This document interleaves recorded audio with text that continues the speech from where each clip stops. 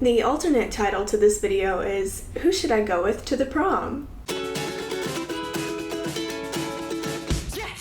Quick disclaimer, I am going to be heavily spoiling Wuthering Heights by Emily Bronte and Jane Eyre by Charlotte Bronte in this video, so if you haven't consumed those stories yet and spoilers matter to you, maybe go read those books or watch the movie adaptations or something and then come back and watch this video.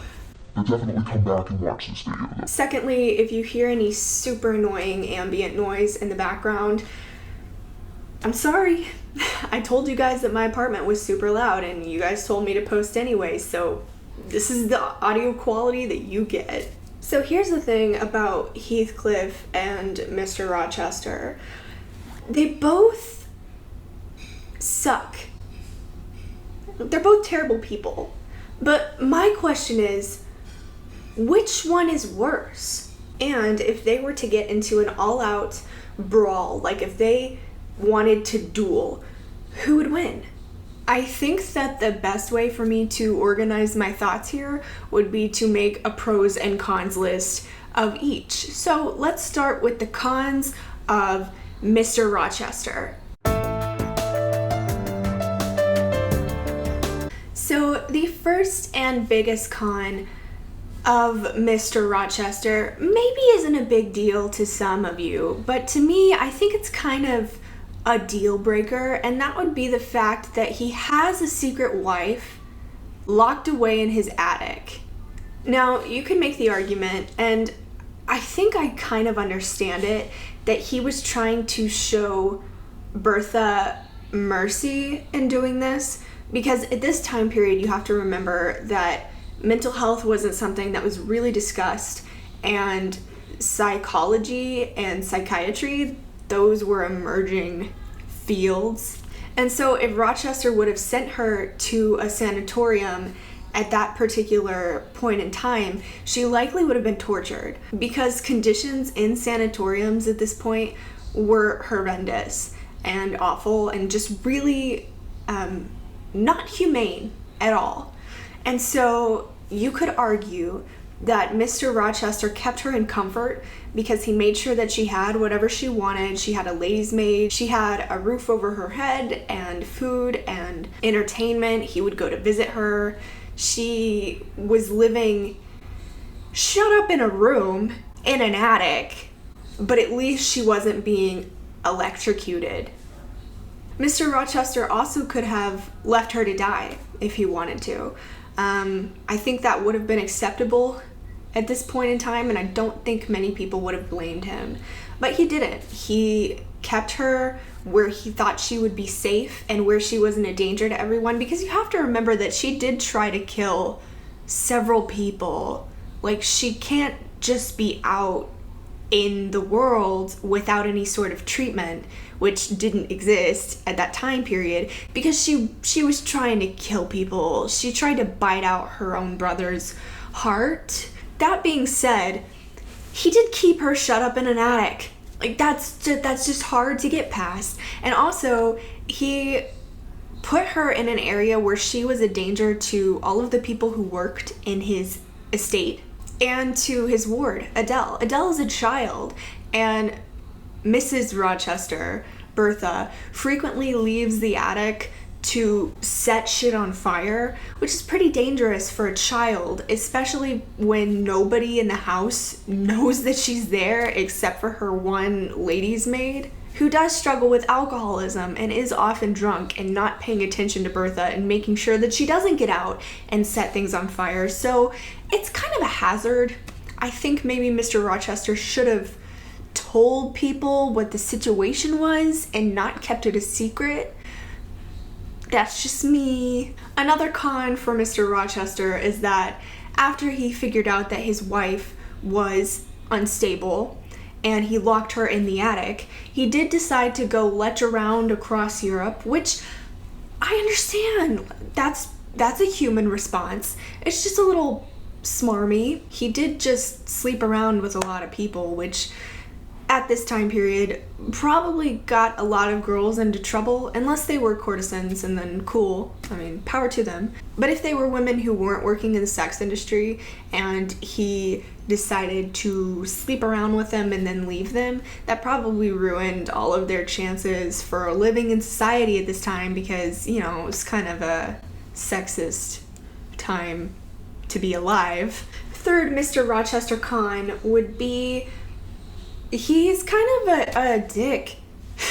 So he flirts with Blanche this whole time in front of Jane, and when Jane finally asks him about it and says, hey, why were you leading her on like that? I really thought you were going to be engaged to her, and I don't really understand why you would propose to me when everyone thought you were going to propose to her. He's like, well, I just wanted to make you jealous because I thought it would make you like me more. That's not okay. Finally, he really should have just been open with Jane. Like, hey, listen, I love you, but I am married to someone who's in my attic. But no, he was just gonna keep that a secret from her until they were married. Or maybe forever. Who knows? Now, let's do cons for Heathcliff. I wanted to say that Heathcliff never locked anybody up, but he did. So he did lock Catherine's daughter up in his house until she agreed to marry his son, which is a little much, so I can't say that he's better than Rochester in that particular regard. He also tried to make Kathy jealous by marrying Isabel, which is kind of what Rochester did with Blanche and Jane, so similar there. You could argue that the reason he wanted to marry Miss Linton is because he wanted to rise in status. Like, he wanted her money, which, that's fair. Now, Catherine is also a terrible person. That's important to remember, because Jane Eyre is a saint. I think she's great. Sorry, Sebastian. Jane Eyre is a wonderful protagonist, in my opinion. Catherine is not. I'm not saying two wrongs make a right. I'm just saying that if Heathcliff is a little rude to Catherine sometimes, she's also a little rude to him. So it doesn't make it okay, but it is something to consider. One of Heathcliff's cons that I think is pretty funny is when he catches Hareton, who is falling out of a window, and then he feels bad for catching him and wishes that he hadn't caught this baby, that he had let this baby fall to the ground and die in front of him instead. That's extreme. I don't feel like Mr. Rochester would do that. Heathcliff also has a scene where he digs up Catherine's grave and clutches her dead corpse, which is kind of sweet, but I'm gonna put it under the cons list. I kind of glossed over this earlier, but he did force Catherine's daughter to marry his son. Why? I mean, I understand that he wanted to own both properties, and that's understandable, but it's a weird thing to do. It's weird. I don't like it. He's also just generally rude to people. Like, the only person that he's ever nice to ever would be Catherine. Everyone else, he doesn't care what they think, and he doesn't even try to be civil. He lets his dog bite his guests, and he just laughs about it. And I don't know that Mr. Rochester would do that. He's kind of a good host, you know? He has people over, and he's a little zany, but he's nice to them. It's time for pros. Let's do the pros of Mr. Rochester. I am conflicted, and lots of people will be mad at me in the comments for saying this, because I did list some pretty big cons about Mr. Rochester. His wife is in the attic. His wife is locked in the attic. But I kind of like Mr. Rochester. I'm sorry, I don't love Mr. Rochester. I kind of like Mr. Rochester. And he says some things that are just really sweet, and that doesn't excuse him. And Heathcliff says really sweet things too. Like, some of the lines in Wuthering Heights are just But Rochester is kind of funny, and he has a good back and forth with Jane. He's pretty smart. I'm not gonna call him responsible, but he's caring. Like, he does what he thinks is the right thing. Even if it's not the right thing, his heart's in the right place. Whereas Heathcliff is just openly trying to ruin everyone's day. I think Mr. Rochester comes out of a place of caring, and he makes some pretty big mistakes, but he's doing it because he thinks it's what he should do. Like with Bertha, Mrs. Rochester. Who's locked in the attic? He does lock her in the attic, but again, like I was saying before, I'm sure that he considered a lot of different things that he could have done at this point, because again, remember, she was trying to kill people. I truly think that even though what he did sucked, he probably thought that he was doing her a kindness, and in ways he was, because again, he spared her having to be in a sanatorium, which would have been horrible for her. He does care about Adele, maybe not as much as he should, but I believe that he is trying to give Adele a good life and be responsible and do right by her. He's kind of mean to Jane sometimes. He plays the little mind games with Blanche and all of that, but he's pretty nice to Jane also. There's something about just a gothic tortured soul that I find attractive.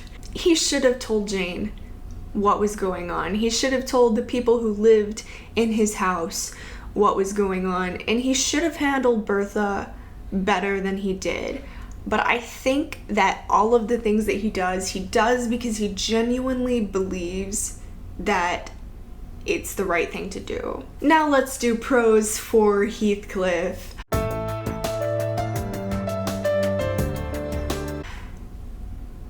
Heathcliff's pros are he's very in tune with his emotions, and that's a good thing. Now, I think it's important when asking the question who would win in a fight, and also who should I choose to go to the prom with, what do they look like? Like, do they look like they could throw down?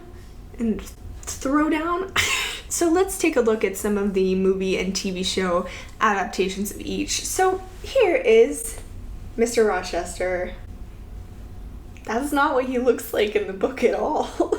Michael Fassbender is way too handsome to be playing Mr. Rochester. What are you doing? I might go to the prom with him. Would he win in a fight? Maybe. Would I go to the prom with him? Yeah. Here's this Mr. Rochester. I don't know if this is kind of weird, but I actually find this Mr. Rochester more attractive than Michael Fassbender's Mr. Rochester. Could he win in a fight? Maybe. Now let's take a look at Heathcliff. He certainly looks like he could win in a fight. Look at this man. He looks so angry. Definitely looks like he could throw a punch. Would I go to the prom with him? No. How about this Heathcliff? He's kind of cute. Yeah, he's kind of cute. Could he win in a fight? Perhaps. So let's boil this video down to conclusions. I think that the Bronte boy who would win in a fight is definitely Heathcliff. Come on. Heathcliff doesn't let anything get in between him and what he wants. I don't know. I can't understand him. I don't get his thought process. He frightens me. But if he decided this person is about to fall to the ground in agony, he could make that happen. I wouldn't want to get into a fight with Heathcliff because he doesn't care. He'll kill you. But if we try to decide who I would go to the prom with, if they both asked me and the prom was tomorrow, I think I would choose Mr. Rochester.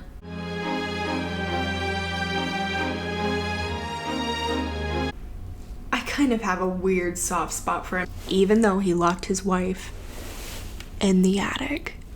We cannot forget that he locked his wife in the attic. But I think that he was trying to do her a mercy, and I would hope that he would tell me when he asked me to the prom, by the way, I do have a wife in my attic who tries to kill people. I think if he were open with me about that, I would be like, yeah, sure, I'll go to the prom with you. If he didn't tell me, I think I would go to the prom with Jane Eyre. I would love to go to the prom with her. I think she and I could have a really nice life together. That concludes the battle of Heathcliff and Rochester. Thank you all so much for watching. I'm sorry for all the loudness. Again, I did warn you, but I'm trying my best. I swear I'm trying my best. Please be sure to let me know in the comments who you think would win in a fight, Mr. Rochester or Heathcliff, and also, who would you go to the prom with? I will see you all again very soon, hopefully, with a new video, but until then, happy reading. Bye.